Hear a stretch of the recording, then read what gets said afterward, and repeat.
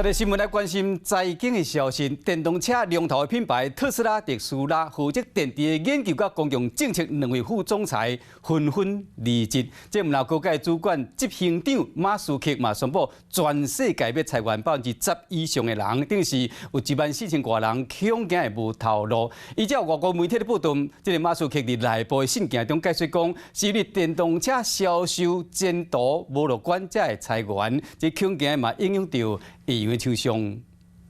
美国影片制作人富兰克林伫社群打出家己伫病院也有爱车特斯拉的相片，而且阁写一篇落落长的文章表示感谢。原来伊之前伫厝内心脏病压起来，对特斯拉下指令，全自动辅助驾驶一路甲伊送到20公里外病院，互伊学了讲是特斯拉救伊一命，也毋过特斯拉摔颠倒陷入危机。伫特斯拉任职18天，负责管理电池技术研发的高阶副总裁白领诺，伫社群平台证实伊辞职的消息。公共政策和业务发展副总裁 Patel 嘛同款辞职。马斯克毋但送走团队2位大将，佮爱裁掉10%的员工，大概是14000多人。这是公司成立较大，裁员比例上悬的一摆。销售量有这个成长有变缓慢，所以就把这个销售量的这个目标整体就下修的幅度可能会远高于他们的预期。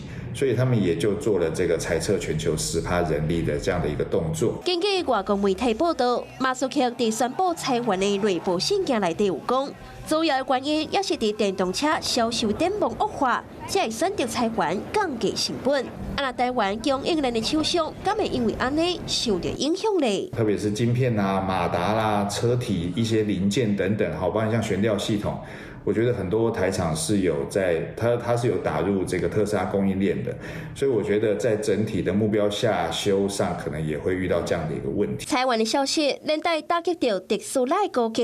特斯拉今年第一季的交车量嘛比按算的加真多，那比去年同期更较少，更加是4年来头一遍出现贵衰退。专家分析，年初伫北美特斯拉常常因为低温出现充电的问题，难免会去影响到车主想要买车的意愿。那安尼，面对着有成本优势中国电动车的品牌，特斯拉应该安怎面对，嘛是重点之一。